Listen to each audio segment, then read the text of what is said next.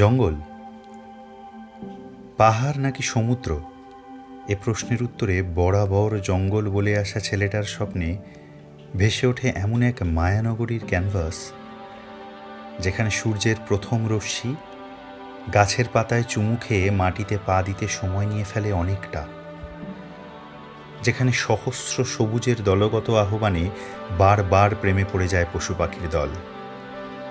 ঘুম ভেঙে যায়, কিন্তু স্বপ্ন, তাকে তো ভাঙতে দিলে চলবে না। তাকে সাকার না করতে পারলে যে আবারও একটা নতুন স্বপ্ন দেখা বাকি থেকে যাবে। আর তাই সেই স্বপ্ন পূরণের উদ্দেশ্যে পাড়ি দিলাম জঙ্গলে। ডেস্টিনেশন ডুয়ার্স। জঙ্গলের গা বেয়ে বয়ে চলা সীসামারা নদীর ধারে এক ট্রি হাউসে রাত্রিবাস করলাম 6 বন্ধু মিলে। নদীর কলকল করে বয়ে যাওয়ার শব্দে মিশিয়ে দিলাম নিজেদের মন প্রাণ।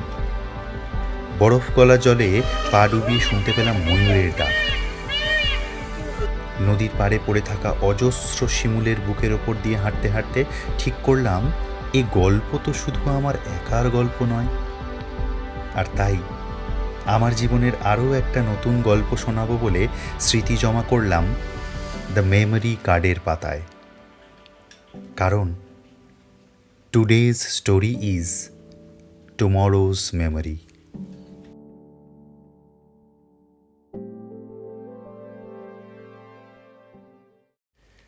13 ফেব্রুয়ারি রাত 10টা। সোনারপুর থেকে ট্রেন ধরে সোজা পৌঁছে গেলাম শিয়ালদা স্টেশন। আর তারপর 12377 শিয়ালদা নিউ আলিপুরদুয়ার পদাতিক এক্সপ্রেসে চেপে বসলাম। গন্তব্য নিউ কোচবিহার স্টেশন।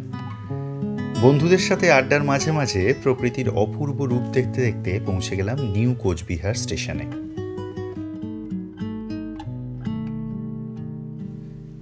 সেখানে আগে থেকেই গাড়ির ব্যবস্থা করা ছিল, তাই আর দেরি না করে বাক্স প্যাটরা গুছিয়ে পাড়ি দিলাম সোজা জলদাপাড়া রাইনো কটেজের উদ্দেশ্যে।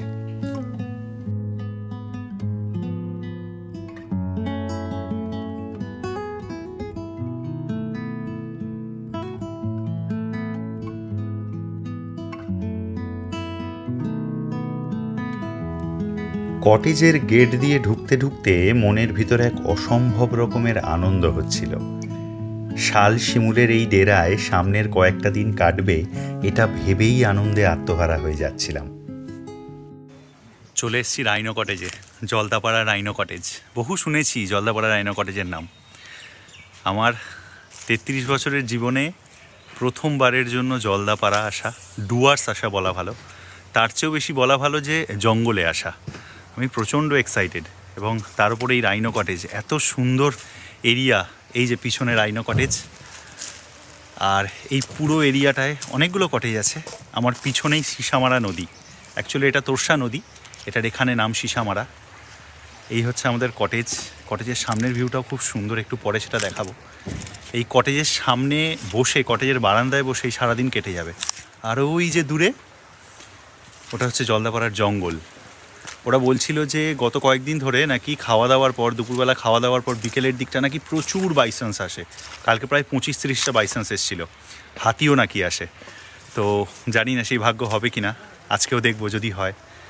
আর আস্তে আস্তে তো সবই দেখাবো। আমি এই মুহূর্তে এখনও অবধি ওপরে ওঠার মতন নিজেকে কি বলবো তৈরি করতে পারিনি, এত সুন্দর এই জায়গাটা।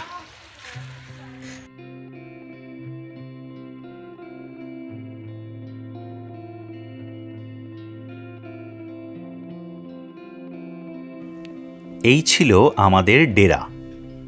অত্যন্ত যত্ন করে বানানো একটা ট্রি হাউস, যেখানে একসাথে 8 থেকে 10 জন মানুষ আরামসে থাকতে পারেন।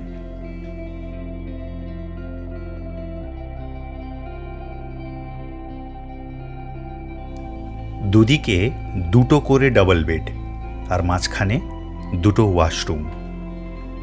আর ঘর থেকে সামনের দিকে সেই নৈসর্গিক রূপ, যেখানে ঘর থেকে বারান্দায় পা দিলেই সামনে বিশাল সীসামারা নদী, আর তার ওই পারে জলদাপাড়া অভয়ারণ্য। ওয়াশরুমের সাইজও খুব সুন্দর এবং ব্যবস্থাপনা অত্যন্ত পরিষ্কার। গরমকালে ঘরের জন্য এসি এবং ফ্রিজের ব্যবস্থাও আছে। শুরুতেই বেশ কিছু চা, দুধ এবং কফির প্যাকেটও দেখতে পেলাম। সব মিলিয়ে মিশিয়ে ওদের ওয়েলকামিংটা খুব সুন্দর। হেভি এক্সপিরিয়েন্স করতে যাচ্ছি, সবে এসছি রাইনো কটেজে। এসেই সামনে নদী দেখেই সবার ইচ্ছে হয়েছে যে মানে নদীতে স্নান করব। তো মানে জামা কাপড় ছেড়ে হাফ প্যান্ট পরে আর গেঞ্জি পরে এসে গেছি। এইবারে সবাই মিলে ঝাঁপাবো নদীতে। অলরেডি ভিজে গেছে। এটা পুরো সুন্দরবনে সাঁতার কেটে আসে। জলটা এত ঠান্ডা, মানে আমি বসেছিলাম, এখন বসে আবার উঠে পড়েছি। কি মারাত্মক ঠান্ডা ওমা। ও কিন্তু এই এক্সপিরিয়েন্সটা একবারই করতে পারবো তো, ওই জন্য আমি এক্সপিরিয়েন্সটা নিতে চাইছি। সাংঘাতিক ঠান্ডা, দারুণ লাগছে জাস্ট। দুপুরের খাওয়া শেষে নদীর পাড় ধরে হাঁটলাম বেশ কিছুক্ষণ। নদীর ওপারে বেশ খানিকটা দূরে জঙ্গলের মধ্যে কয়েকটা ইন্ডিয়ান গড়ের দেখা মিলল। তারপর দেখা দিল বেশ কয়েকটা ময়ূর। প্রায় খান পাঁচেক ময়ূরের ডাকাডাকিতে মনের ভিতর এক অদ্ভুত ধরনের শান্তি অনুভব করলাম। সব শেষে গৃহপালিত পশুদের নদী পার করে ঘরে ফেরার সাথে সাথে জঙ্গলে নেমে এলো সন্ধে। রাত কেটে ভোর হলো। আজ 15ই ফেব্রুয়ারি, এখন বাজে ভোর 4:45। এখনও অন্ধকার হয়ে রয়েছে। আমরা আমাদের কটেজ থেকে বেরোলাম। আমার জীবনের প্রথম জঙ্গল সাফারি চিলাপাতা, সেখানে আমরা যাচ্ছি। 4:30টায় বেরোনোর কথা ছিল, একটু লেট হয়েছে, 4:45 বাজে। এখন গাড়িতে উঠবো, এরপর সোজা চিলাপাতা। তখনও রাতের কালো বেশ স্পষ্ট। গাড়ির হেডলাইটের আলোয় ফাঁকা রাস্তার মাঝখান দিয়ে ছুটে যাচ্ছিলাম আমরা। ভোরের আলো ফুটবার আগেই পৌঁছে গেলাম চিলাপাতা। জীবনের প্রথম জঙ্গল সাফারির জন্য তখন আমি উত্তেজনায় টকবক করে ফুটছি। আচ্ছা, একটা জিনিস জানিয়ে রাখি, সেটা হচ্ছে চিলাপাতা জঙ্গল সাফারির এই যে ভেহিক্যাল হায়ার ফিজ হচ্ছে 1500 টাকা, এবং তার সাথে সাথে আমাদের যে গাইড ফি সেটা হচ্ছে 350 টাকা। তো চিলাপাতার একটা গাড়ি পিছু 1850 টাকা খরচা হয় টোটাল সাফারিটা করতে। আমাদের চিলাপাতার সাফারি শুরু হলো। এখন 6টা পুরো বাজেনি, 6টা বাজে 5। মেন জঙ্গল যেখান থেকে শুরু হবে সেখানে আমরা এখন যাচ্ছি। ঠান্ডায় কথা বলতে পারছি না, এত ঠান্ডা লাগছে, মানে বিভৎস ঠান্ডা। যাই হোক, অনেক এক্সপেকটেশন জীবনের প্রথম জঙ্গল সাফারি নিয়ে। সামনে এগোতে এগোতে দেখা যাক কি কি দেখতে পাই। শুরু হলো জঙ্গল সাফারি।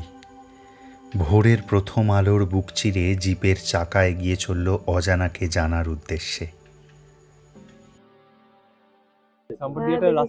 আমরা যখন শুরুতে ঢুকেছিলাম, আমাদের ফার্স্ট যে গাড়িটা, তারা একটা হাতি সাইড করেছিল ডান দিকে, কিন্তু আমরা দেখতে পাইনি।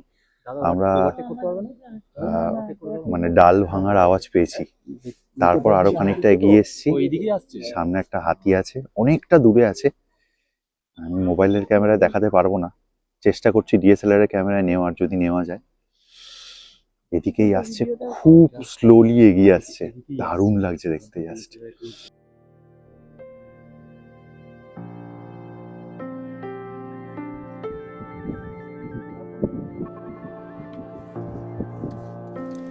এরপর অনেকটা অপেক্ষা।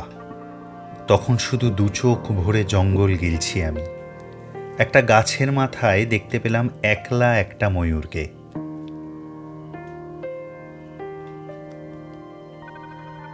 খানিক পরে দূরে এক গ্রাসল্যান্ডে একটা গন্ডারের দেখা পেলাম।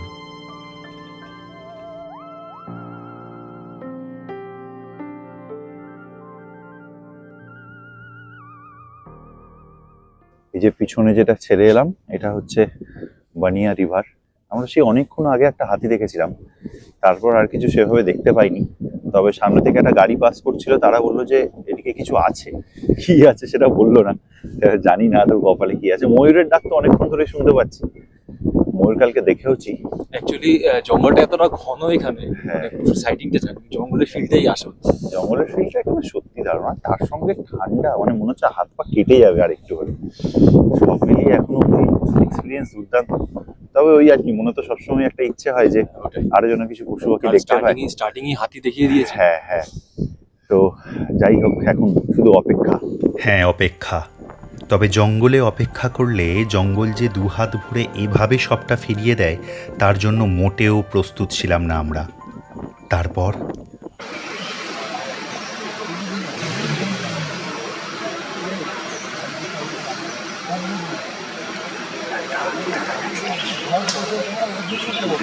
গাছ ভেঙে গাছের ডালগুলো লাগছে, সেদিকে এত গাছ যার কারণে দেখা যাচ্ছে না। আমার গাড়িটাকে একটু এগিয়ে নিলাম, আমাকে অনেকটা চটে নিয়ে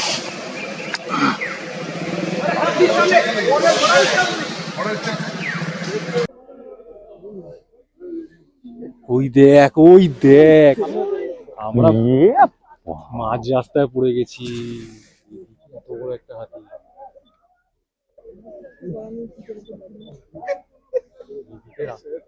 তো মানে আমরা এখন ট্রাফিক জ্যামে। আমাদের চিলাপাতা সাফারির মানে বেস্ট ভিউ বলা যেতে পারে। আমাদের সামনে হাতি, এদিকে যেটা ওদিক থেকে এসে ঢুকে গেল, আমাদের এদিকে হাতি অলরেডি এখানে রয়েছে, মানে অভাবনীয় ব্যাপার যাকে বলে। ভিডিও কর ভাই, ভিডিও কর। যে হাতিটা একটু আগে পেরোলো, যে হাতিটা একটু আগে পেরোলো সে জাস্ট দাঁড়িয়ে আছে। এর চেয়ে ভালো হাতির সাইটিং আই গেস আর হতে পারে না। মাটি থেকে ধুলো নিয়ে নিজের পিঠে দিল। উফ, অসাধারণ অসাধারণ। টাটা। দাদা কট করে টেনো না, হ্যাঁ ভিডিও করছে একদম।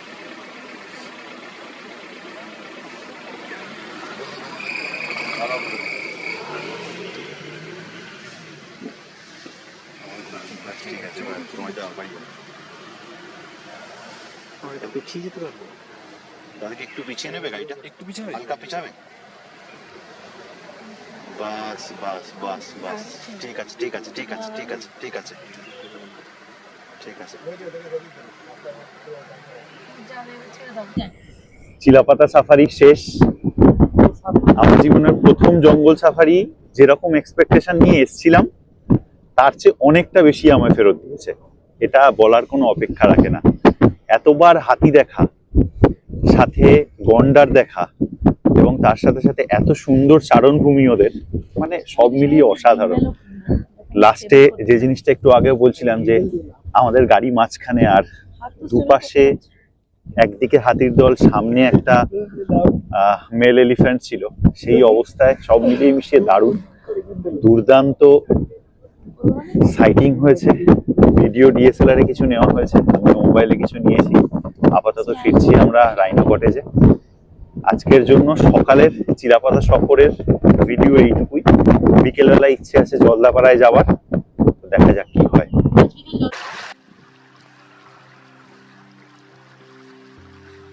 চিলাপাতা জঙ্গল সাফারি শেষ। মনের ভিতর তখন উজাড় করে পাওয়ার আনন্দ সর্বস্ব দিয়ে ঘিরে ধরেছে আমায়।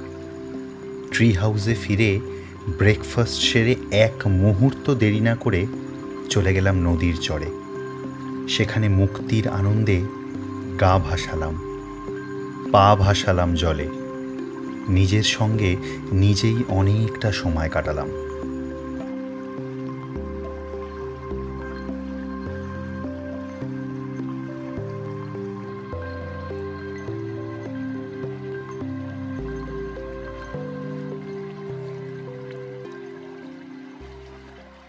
সকালবেলায় চিলাপাতা সেরে বাড়ি ফিরে দুপুরে খাওয়া দাওয়া করে একটু ঘুমিয়েও নিয়েছি। এখন পালা জলদাপাড়ার। তো এখন বাজে এক্স্যাক্ট 3:30, মানে 1 মিনিট বাকি আছে আমাদের। 3:30 থেকেই সাফারি শুরু। চলে এসেছি আবার বিকেলের অভিযান জলদাপাড়া অভয়ারণ্য। চলো সকালের মতন দেখি কি কি দেখতে পাই, কি কি সাইট করতে পারি, যেতে যেতে দেখাবো। এখন এগোতে থাকি। একটা ইনফরমেশন দিয়ে রাখি, এটা হচ্ছে জলদাপাড়া ওয়াইল্ড লাইফ ডিভিশনের এই যে আমাদের যে বিলটা সেটা হচ্ছে জলদাপাড়া কার সাফারির জন্য 1400 এবং তার সাথে সাথে আমাদের যে গাইড সার্ভিস চার্জ সেটা 350। তো একটা জিপ পিছু জলদাপাড়ার সাফারি করার জন্য টোটাল খরচ হয় 1750 টাকা। সামনে পুরো ইন্ডিয়ান গড়ের পাল। জলদাপাড়ায় ঢুকতে না ঢুকতেই প্রথমেই মানে প্রথম 100 মিটারের মধ্যে একটা ইন্ডিয়ান গড়ের পাল পুরো, এই যে একদম আমাদের থেকে সামনেই একদম ঘুরে বেড়াচ্ছে। বলে রাখা ভালো যে গতকাল আমরা আমাদের কটেজ থেকে দেখেছিলাম সিসামারা নদীর ওপারে, আর এবারে একদম পুরো সামনাসামনি।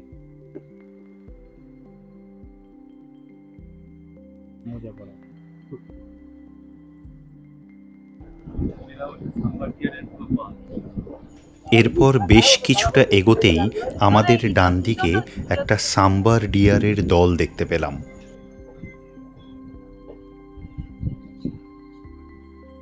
এখানে পুরো সাম্বার ডিয়ারের একটা দল, তার মধ্যে ওইখানে যে সাম্বার ডিয়ারটা রয়েছে ওর মাথা আবার কি সুন্দর শিং, এই যে আর পুরো এই যে সাম্বার ডিয়ারের পাল, সোজা সিংগুলো হচ্ছে তোর মনে হচ্ছে কি সুন্দর লাগছে দেখতে। এই ভিডিও করবো আসছে একদম বাজে আসছে আমার থেকে নিয়ে নিও। বলছি না ভিডিওটা হয়েছে মনে রাখে এবার যখন বড় হয়ে যায় মেরে মাটিতে ওখানে জল দেয়।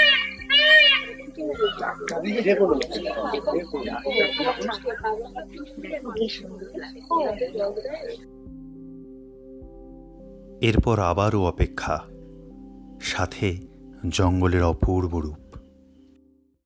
জলদাপাড়ার জঙ্গলে ঢুকেছি অলমোস্ট 1 আওয়ার হতে চললো, বেশ কয়েকটা সাইটিং হয়ে গেছে।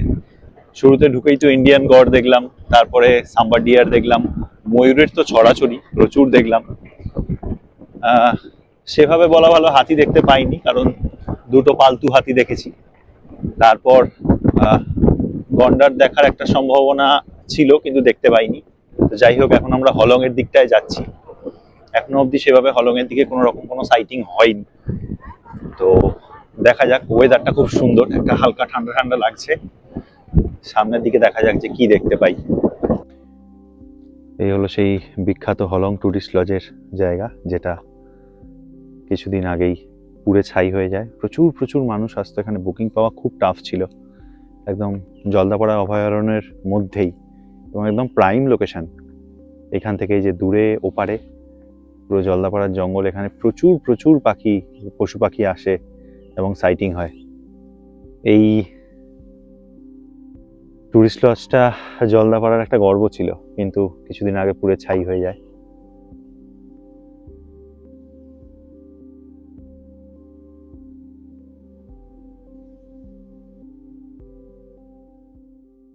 অনেকক্ষণ সাফারি করার পর একটা গন্ডার দেখতে পাওয়া গেছে।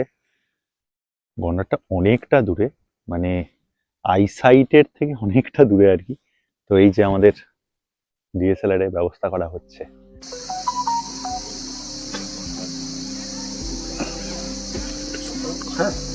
করবো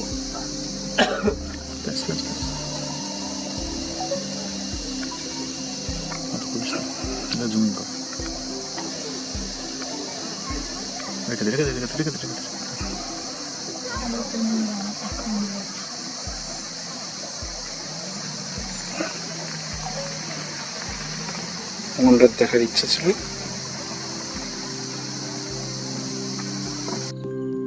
দূরের দিগন্তে সূর্যের অস্ত যাওয়ার সাথে সাথে আমাদের সাফারিও শেষ। জলদাপাড়া সাফারি শেষ, বেশ ভালো সাইটিং হলো, অনেক কিছুই দেখতে পেলাম। মানে আজকে পুরো দিনটাই খুব স্যাটিসফাইং। সকালবেলা চিলাপাতাতে অনেকগুলো সাইটিং হলো, বিকেলবেলা জলদাপাড়াতেও বেশ ভালো সাইটিং হলো, শেষে তো খুব মিষ্টি একটা পেঁচাও দেখতে পেলাম, মানে দারুণ ছিল পেঁচাটা, অনেকক্ষণ ধরে বসেও ছিল। যাই হোক, সব মিলিয়ে মিশিয়ে খুব ভালো এক্সপিরিয়েন্স। একটা বেয়ারা ধরনের ইচ্ছে ছিল, মানে লেপার্ড সাইট করার, বেয়ারাই বলা ভালো, যদিও মানে জলদাপাড়ার নিরিখে বেয়ারা একটা আবদার বা ইচ্ছা, কিন্তু হয়নি। কিন্তু আমাদের যে গাইড দাদা ছিল, সেই গাইড দাদা বলছে যে গতকালের আগের দিনও পরিষ্কার লেপার্ড দেখা গেছে এবং গতকালও দাদা লেপার্ডের ল্যাজ দেখতে পেয়েছে। তো যাই হোক, আমাদের কপালে ছিল না, বেটার লাক নেক্সট টাইম। যেটুকু যা সাইড করতে পেরেছি সেটুকুই আনন্দের, সেটুকুই সুন্দর। তো যাই হোক, আজকের মতো এইটুকুই। সেদিন কটেজে ফিরে মনটা খারাপ হয়ে গেল। খবর পেলাম যে শিবরাত্রির জন্য 3 দিন বক্সা জয়ন্তী ছোটা মহাকাল বন্ধ থাকবে। তাহলে কালকের দিনটা কি করব আমরা?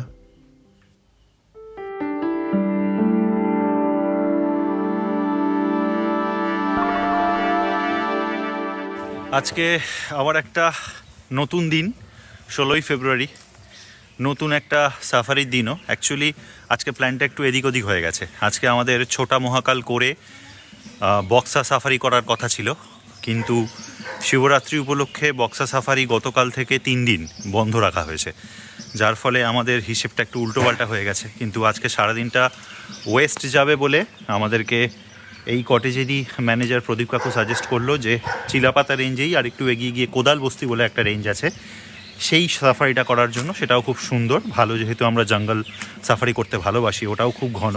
তো দিনটাকে ওয়েস্ট করবে না বলে আজকে আমরা যাচ্ছি কোদাল বস্তি সাফারি করতে।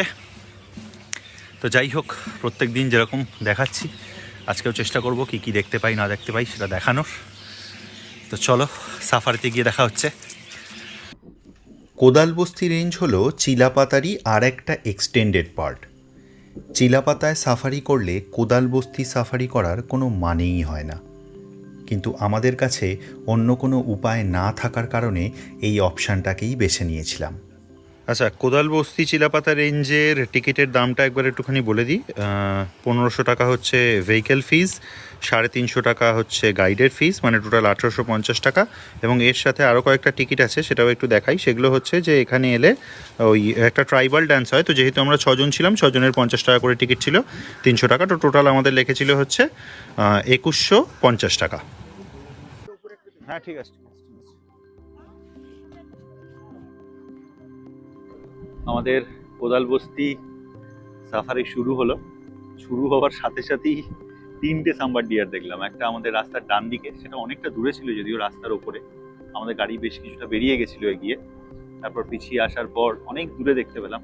আর একটা একদম রাস্তার বাঁদিকে ছিল, কিন্তু সমস্যা হচ্ছে যে সেটা ক্যামেরা ভার করতে করতেই মানে গাছের পিছনে চলে গেছে। যাই হোক, আমরা এখনো মেন রোডে উঠেছি, মানে মেন রোডে আছি, ভেতরের রাস্তায় ঢুকিনি এখনো, একটু পরে ঢুকবো। তো আজকের কোদালবস্তি সাফারিতে কি কি পাই দেখা যাক।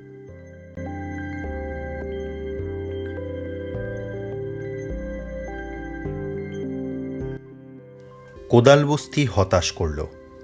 একটা পালতু দাতাল হাতির ঘর ছেড়ে পালানো আর তাকে আবার ঘরে ফেরানোর চেষ্টা, এটুকুই দেখে মন ভরালাম আমরা।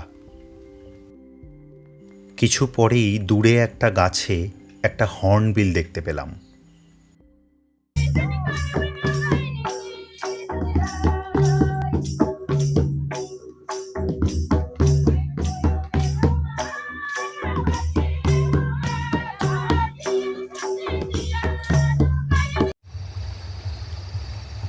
সেদিনের রাতটা ছিল বড় মায়াবী। 3 বন্ধু মিলে নদীর ধার ধরে হাঁটতে হাঁটতে রাতের জঙ্গল উপভোগ করছিলাম। রাতে বারবিকিউয়ের আঁচে সবাই মিলে একটু গা সেঁকে নিলাম।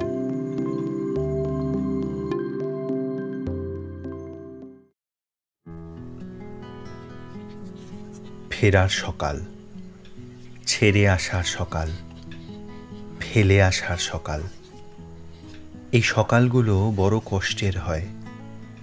এই সকালগুলোয় মনের আলমারিতে জমা হয় পাহাড় প্রমাণ যন্ত্রণা। এই সকালগুলো মাথার ভিতরে ঢুকে পড়ে বারবার জানান দেয় ফিরতে হবে, এ বাঁধন ছিঁড়তে হবে, গাইতে হবে ঘরে ফেরার গান। অবশেষে বিদায়ের সময় চলে এসছে। সন্ধ্যে 6টার সময় ট্রেন পদাতিক এক্সপ্রেস। এখন আমরা নিউ কোচবিহার স্টেশনে দাঁড়িয়ে রয়েছি। B4 কোচে আমাদের টিকিট। তো এইবারের মতন ডুয়ার সফরের ভিডিও এখানেই শেষ হচ্ছে। চলো আবার দেখা হবে সামনে অন্য কোনো একটা যাত্রায়, অন্য কোনো একটা ব্লগে। সবাই পাশে থেকো।